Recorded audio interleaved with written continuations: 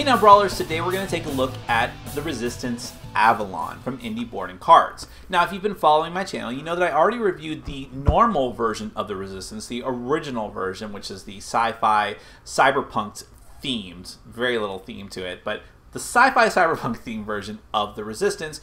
And in that review, I said that it is a very good game that I enjoyed a lot, that I was getting burned out on. And I thought that maybe I just played it too many times and that I hate to say solved the game, because that makes it sound like, well, I know everything there is about Resistance and I win every game, which is far from the truth. But at this point, I felt like I had figured out what you should do in the game, what the obvious calling cards are of the Resistance and the Spies, and that there wasn't a whole lot more for the game to offer me. I also probably mentioned in that review that I had played the Resistance Avalon a couple times, and it was fun. It added some more extra things. Now the Resistance Avalon is back in print. I decided to pick up a copy, even though I already had the original version of the Resistance, because I just wanted to see just how much I could get out of the extra stuff that comes in the box, and I just wanted a new version of the game because my old version was getting worn out as far as the chips and things like that. And I wanted to review it just to see how much more life I could get out of this franchise. And just if you don't know, the Resistance Avalon is a standalone game with the same core mechanics as the Resistance, but it's rethemed as Camelot, hence the name Avalon. And there are some extra role cards that sort of change things up a bit, including a new token, the Lady of the Lake, that drastically changes things up a bit. So let's go ahead and go to the very brief overview, then we're going to come back and I'll tell you what I think.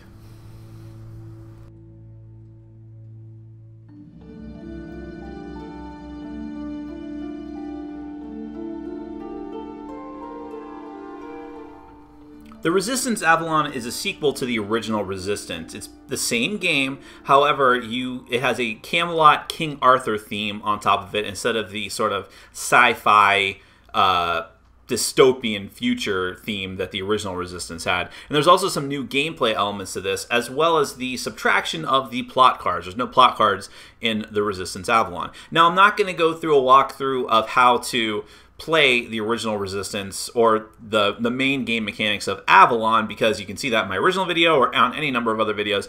I just want to show you the new stuff that comes in Avalon. So like I said, it's been rethemed with the King Arthur Camelot theme, and so everything has that sort of look to it. The tokens that the team leader hands out look like shields. Here's the team leader token, it's a crown. Here's the success and fail cards, like the Dark Grail and the normal Holy Grail. And oh, I guess I should point out that I have all the tokens in these sort of makeshift Euro sleeves for right now, because my original copy of the Resistance, the tokens wore out really quickly, got marks all over them. And I'd like to try to avoid that as much as possible, so this is my temporary solution, hopefully temporary. The voting tokens have the little bag symbol on this side, and then it look like marbles, white and black marbles on that side. And the loyalty chips have the symbols like this with that's the good guy symbol, and then there's the bad guy symbol, still blue and red, just like in the original Resistance. The loyalty cards, I like the art in this much better than the original Resistances as well. Like, here's the bad guys, the normal bad guys, the minions of Mordred, and here are the loyal servants of Arthur, the loyal knights of Arthur. You also have different boards, just like in the original Resistance. So this one out here is the 10-player board, but here's some of the other examples of the different player and the different sides of the boards. Really nice artwork on these, even though it's, it's fairly irrelevant to the game itself. Now, the new stuff that comes in this game. First off, we'll talk about the Lady of the Lake token, since that's kind of like the most noticeable thing here on the table. The Lady of the Lake token is going to go at the beginning of the game to the player. I believe it's to the right of whoever is the first team leader, and they're going to hold on to this token for the first couple of rounds. At the end of the second round, beginning of the third round, regardless of how those first two rounds turned out for the good guys or the bad guys, the player that has the Lady of the Lake token is going to must hand it to another player. That player that they hand the Lady of the Lake token to is also going to be given these two loyalty cards. These cards are the same on the back, and each one just has a symbol for the good guys or the bad guys. The person who receives the Lady of the Lake token is going to take one of these cards, secretly hand it to the player who gave them the token. And they must be truthful with what they are, either a good guy or a bad guy. But that player doesn't get to see their actual role cards. So they might be a special role, but that player who handed them the token doesn't know that. They only know for sure whether they're a good guy or a bad guy. And then, of course, that player who gains that information can say whatever they want. They can lie, they can be honest, and it's up to the other players to decide whether they're lying or they're being honest. But in any event, the player who had to reveal their loyalty to the other player gets the Lady of the Lake token and keeps it until the end of the next round, beginning of the 4th round, in which case that player is also going to be forced to pass it to another player other than the player who originally had the token, and then learn something about that other player as well. So it's going to keep passing around. You're going to keep seeing people's loyalty cards. Yeah, I think that happens about 3 times before the end of the game, if it goes that long. So that's just an extra little optional variant that you can do. Then there are the special roles that you use, that you have the option of using, that make this different than the normal game of Resistance. You have 2 new good guys. One of them is Merlin, and Merlin sort of really changes the way that the game is played, because during the initial phase, when everyone closes their eyes and the bad guys reveal themselves to the other bad guys, after that, those players close their eyes, and the minions of Mordred are going to extend their hands on the table and put their thumbs up with their eyes closed. Then the Merlin player is going to wake up, open his eyes, his or her eyes, and then look at what players are the bad guys. So, and then everyone closes their eyes, puts their thumbs down, and then everyone wakes up. What this means is that Merlin knows who the minions of Mordred are, the bad guys, and he will know it for the rest of the game. The problem is the card that you're supposed to play together with Merlin, and that's the Assassin, who's one of the special roles for the bad guys, the minions of Mordred.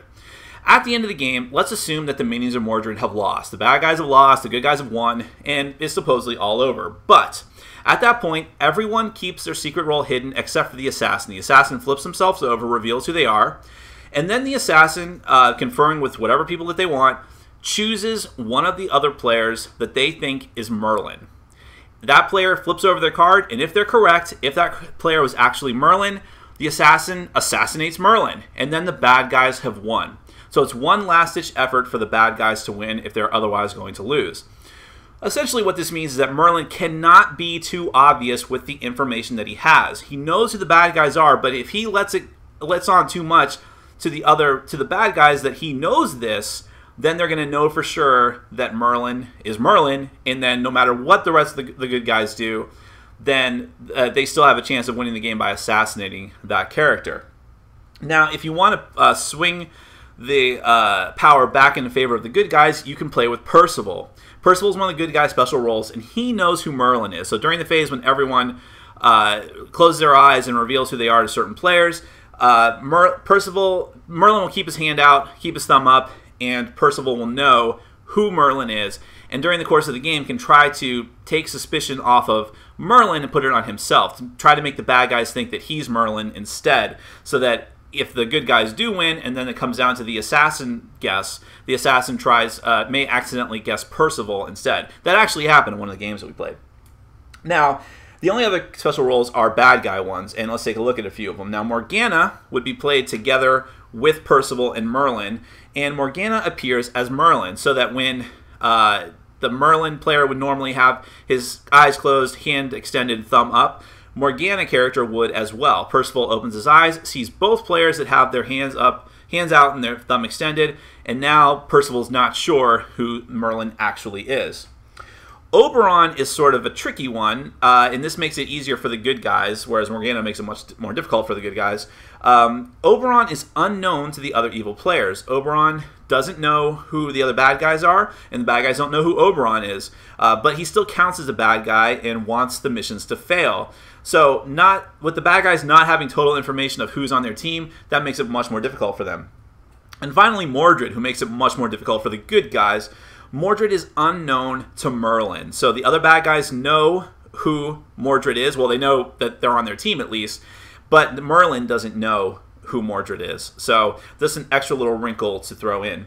And that's really all the new stuff that comes in Avalon. Like I said, there's no plot cards like in the original Resistance, but you could easily take those cards from the Resistance if you really want to use them and throw them in with the rest of the new stuff here.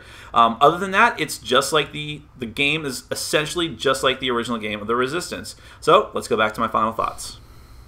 Maybe it's just because I hadn't actually played the normal version of Resistance in a while, or maybe it's because when I played the Resistance Avalon the first couple of times, we really just used the base rules of Resistance.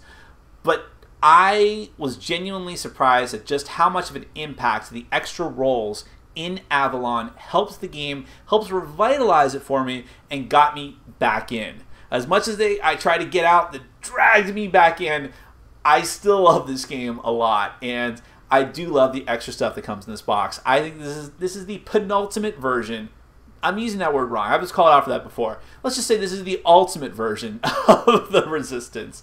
Let's start with the components. Now, of course, the components, artwork, theme, things like that don't matter so much from the Resistance. But for what it's worth, I do appreciate the theme of Avalon better. Maybe it's because Shadows over Camelot is one of my top 3 games of all time. But I like the theme better. I like the fantasy theme better. The artwork is much better to me. I really love it, especially like the art on the assassin card. It's just great. So they did a good job in that regard. The game still has the same problem as the base game of Resistance, which is that the voting chips especially get worn out really quick. And I knew that that was going to happen. I'd already read that Avalon had the same problems as the Resistance as far as that goes. So as you saw in my overview, I actually sleeved them. A temporary solution because it looks really stupid, but I use little tiny sleeves to put the voting chips in. Other people suggested if they start getting worn out, whatever, don't have people just put them on the table, just have them holding them in their hands. And then it doesn't matter. And really, if people are going to guess what chip you're putting down anyways based on the wear and tear on them, that's an irritating person. You shouldn't be playing with them. But I wish that they had done something about that for this version. I mean, it's such a hot, top-selling game. They really could have improved that quality somehow, some way. Excuse me, figured something out in that regard. But other than that, I can't complain too much. I do like the artwork, and everything is at least a decent quality. But let's talk about the base mechanics itself. I mean, I'm not going to talk too much about the core game of Resistance. You know that I like that game. It's a game that people are either going to love or hate. People who don't like arguing, debating, lying, getting into arguments with your friends, if you don't like any of that, Resistance Avalon is not going to change your mind in any way, shape, or form.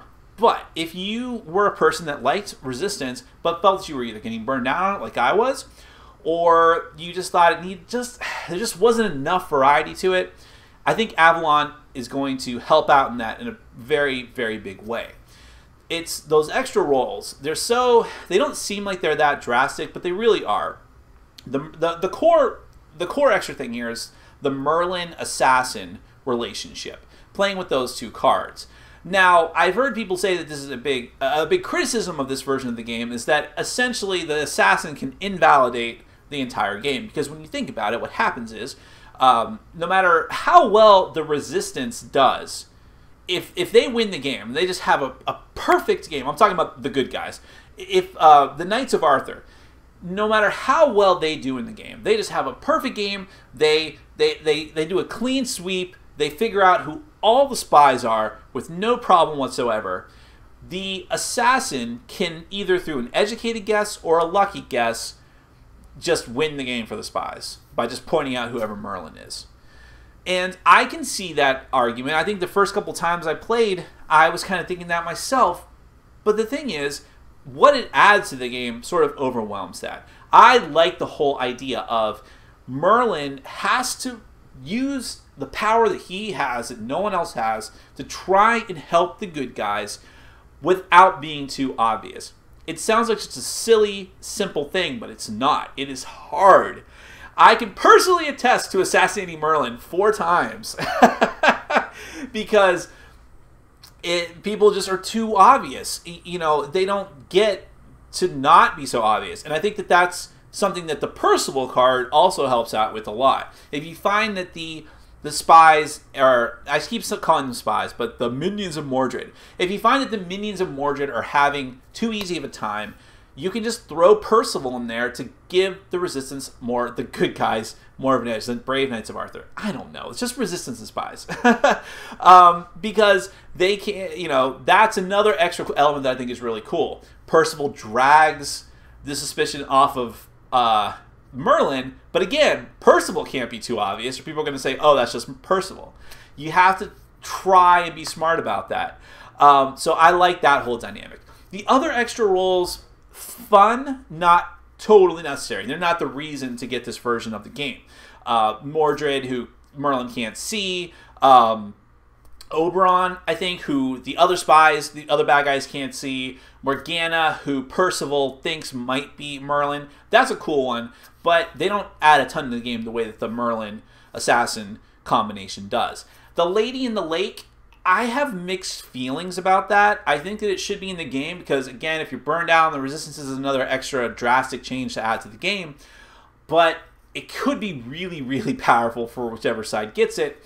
On the other hand, it is another extra element of deception. I remember the very first time someone used, the very first round it was available, the end of the second round, or the start of the third one, whichever one it is, someone used a Lady of the Lake on me. They were a good guy. I was a bad guy. And right then and there, she was like, oh, he's a spy. He's a bad guy. There you go. And I was like, no, F word. I'm made already. What do I do? What I did was everything in my power to throw suspicion on the person who used the Lady of the Lake on me. It is not a guaranteed shot that you're going to help your side, whether you're a good guy or a bad guy. You need to be very savvy with how you use that. So I'm of two minds of it. It's really powerful, but it could be a lot of fun as well. So what am I saying about Resistance Avalon? If you've already got a copy of the Resistance, this isn't a must-buy for you because there's some, really what it is, because it's it can be an abstract game in some ways, you don't really need those specific cards to do what those roles do. I've heard some people just use, in the base game of Resistance, they just say that the Resistance guy, the good guy that looks like Morpheus from the Matrix, is Merlin. In other words, you can use those special abilities in your base game of Resistance without buying a whole new copy of the game. And remember that the base game of Resistance has the plot cards, which this version doesn't have. But you can mix and match. You can just, if you did have both versions of the game, you could, swap cards between them, I'm sure, some way, somehow. But I don't think it's totally necessary. If you're happy with your copy of the Resistance, and you don't like those changes, you're perfectly fine. You don't need to bother with Avalon. If you don't own a copy of the Resistance yet, but you've played it and you liked it, or you've heard a lot about it and think it's a game that might be for you, this is the version to get. I really believe that. I wasn't a huge fan of the plot cards from the original Resistance, so to me, it's not a huge selling point. The other stuff in this version, Avalon, is. This is the game, this is the version I would definitely get. I really enjoy the Resistance overall, no matter how many times I fall in and out of love with it after playing it a lot, but overall, it really is a fantastic, well-designed game. This is definitely the version to get. I can't speak highly enough of it for now until I get burned out on it again. My name is Nick, this has been Board Game Brawl, and I'm reminding you to get out there and game every day and in every way. Take care.